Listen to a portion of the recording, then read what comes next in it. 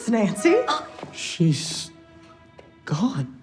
What are you talking about? I'm right here. Holy heck, I think Nancy possessed Sam. Well, isn't that a pickle? What a gift of an episode for the both of you. I mean, you both get so much to do in this episode. Where is Peter? Where are all the ghosts? Wait a minute. Oh, golly. Oh my God, Pete's inside of Jay. From the double possession to meeting Jay's parents to Jay getting to see the ghosts. Like, what was your favorite part of this episode? Ladies and gentlemen, and basement ghosts, we have a double possession. For Sam, I found it so liberating, the being able to kind of shake off her properness or her sort of sense of making people happy and appealing to other people, and just to be able to be completely free and liberated. And Nancy was such a joy. One little thing, our water heater just broke, so we don't have any hot water. But don't worry, we're gonna replace it. Like hell you are. That water heater's been delivering the goods since before you were born, pretty boy. I'm happy that we get to see Rose be sort of the comedic engine of the first half of this Christmas special. I think she has to do so much technical heavy lifting every episode as Sam to just sort of like let everybody else shine. She facilitates a lot of other people's success. So for her to have a chance to really like go for it, it was super funny. Watching her eat that guacamole was disgusting, and she went to town on it. Gorgeous. It was harrowing to look at, but it was really funny. It was hilarious. She made me laugh so much. But I'm curious, like, when you see that you have a double possession storyline coming up in the script, how do you prepare for that? Do you go back and watch old episodes? Do you start paying more attention to your co-stars? I definitely went back and watched old episodes, and then also Betsy was so generous and recorded herself performing all of the lines that I would be performing as Nancy, and she sent them to me from, she filmed them at home. Would have taken a substantial amount of time. It was very kind of her. And she said she felt like she was auditioning to play herself, which is pretty surreal and cute. Very unfair experience to have at this point. She should not be auditioning for anything ever, in my mind.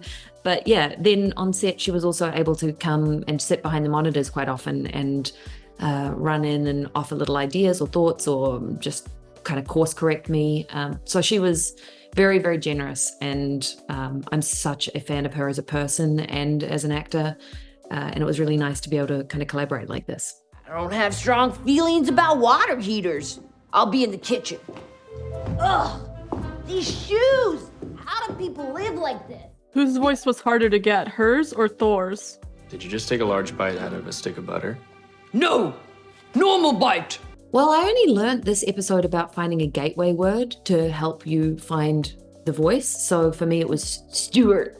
So anytime I got lost, I would just think about how she says Stuart when she's talking to him in the basement. Oh, fine. I'll describe it like I'm talking to a steward. And that's a gift. I say, oh my God, the blooper reel is going to be horrific. Me just 50,000 times in the middle of Stuart. Yeah, on the flip side, I tried to do the same approach with Richie. And I was like, hey, Rose is having Betsy record her lines. Can you do it for me too? And Richie was like, yeah, of course. But he shares a wall with Brandon Scott Jones, their trailers. And he was feeling very self-conscious about doing his lines and having Brandon hear him. And so he whispered all of his lines into a tape recorder and then sent that to me. And I was like, Richie, what the hell am I going to do with this? So basically, if you see my impression of Pete as being understated and almost at, below a room tone volume, it's because I copied Richie whispering into his phone. Toyota was fine. It had 150,000 miles on it. That's nothing. I put 200,000 on my Skylark and it still purred like a kitten. Meow. If you could pick one character for the other to be possessed by, which one would it be? I would love Jay to be possessed by Flower because I know how much he adores Sheila, and we all admire her work so much and the character she's built, and how contradictory her character is. I think is so fun. She can be such different versions of herself and it tracks. So I think that would be really cool to see Jay being played by Flower. Jay being possessed by Flower. You're right, Thor. Her hair is kind of dumb.